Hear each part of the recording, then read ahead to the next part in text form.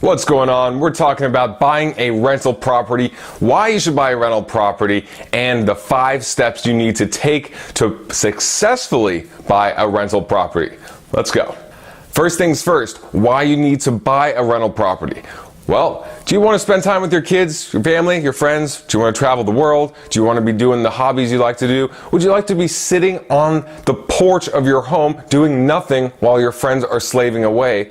Well, the bottom line is that you can, if you want to, by having enough rental properties that feed you money every single month. Look, more millionaires come from real estate than any other industry, and that is why I'm so passionate about it and why you should be the same way. It doesn't even matter if you like houses or not. You may hate houses, but it's about getting that freedom, that time, that money, that lifestyle that you want. All right?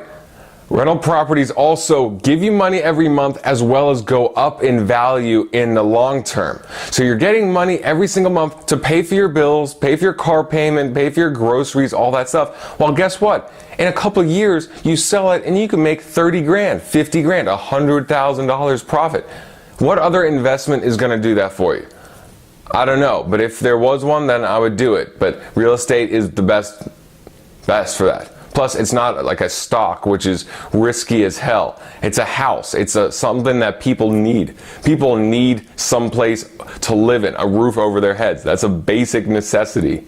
So the first thing you need to do is to really determine your goals. Really break it down. See what kind of number you're looking for. Is it $100 a month coming in just to pay for your cell phone bill? Or is it a couple $100? Or is it $1,000? Every single number, every single calculation will determine what kind of property and what kind of risk you're willing to take.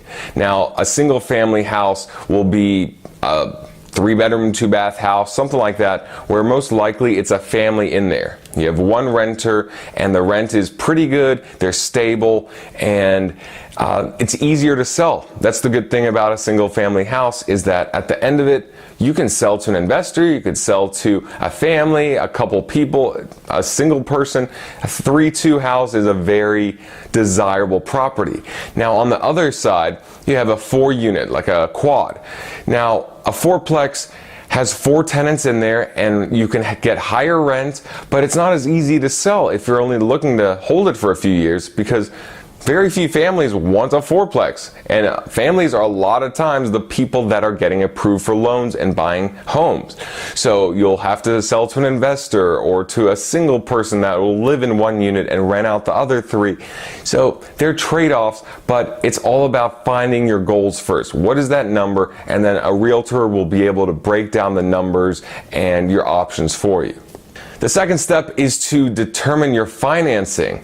And so look, if you have all the cash in the world, then this will be easy. You go in with $500,000 and you can buy whatever you want, off market, on market. If you do have cash, I wouldn't even go on market unless you put in lowball offers, because cash talks. Cash is king. And when you have that power to say, I don't need financing, I'll close in a week, I'll just do an inspection and boom, it's done. Sellers love that. They really love that. But even besides the sellers, there's wholesalers. You can buy foreclosures at the courts. You can get tax deed properties that have been taken by the government because taxes haven't been paid on them. A lot more options open up, but don't stress it if you have to get a loan. Just make sure you get pre-approved so that when you speak to a realtor, they'll be ready to go with you. Once you've figured out your finances, the amount you want to see come in from that property, as well as how much you can get approved for, it's time to look at the markets that'll provide that to you. Now, not every market is going to give you the return you want. I live in West Hollywood, California, a very, very expensive part of the country where typical properties are $600,000 to $1 million, but they don't return that much money. A $500,000 apartment could return $2,500 a month. Now, if you've ever heard of Rich Dad Poor Dad, it's a book written by Robert Kiyosaki. He always mentions the 1% rule is the safe way to go about finding a rental property. Meaning this, you buy a house for $500,000, it needs to rent for at least 1% of that per month. So $500,000 needs to rent for $5,000.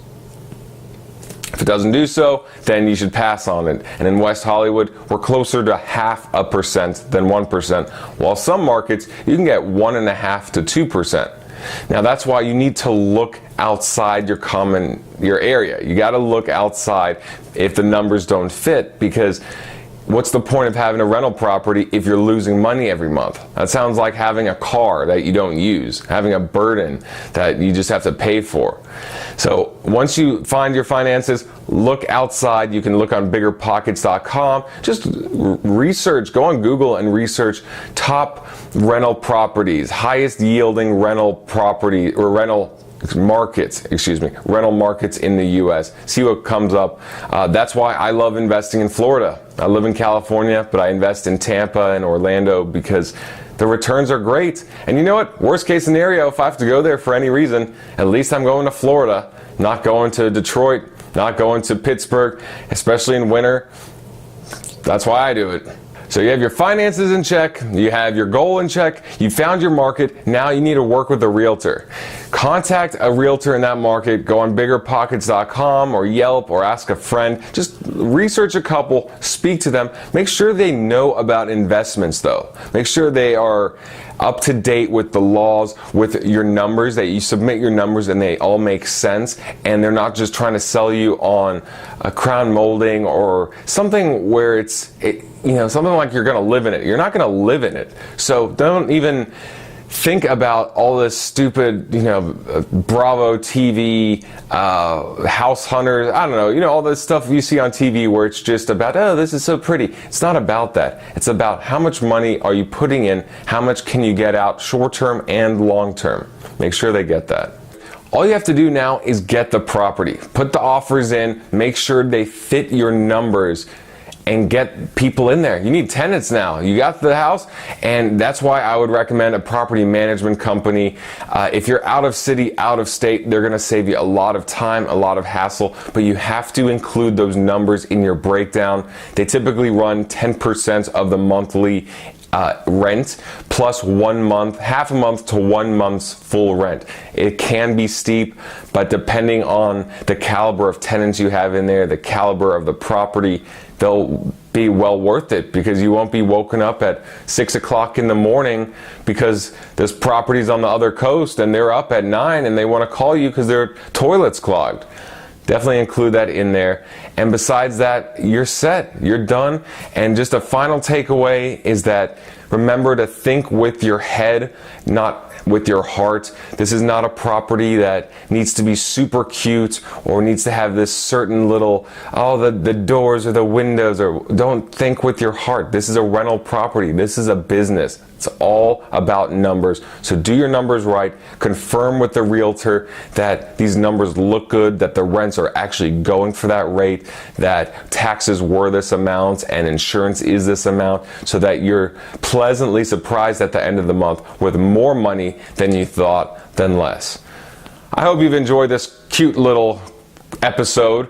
Again, my name is Bradley Jared, even though I didn't mention it before, and you're watching the Millennial's Guide to Real Estate. Please subscribe to my station, leave a comment and like, and let me know what you think, as well as episodes you would like to see, and I will see you next week. Take care.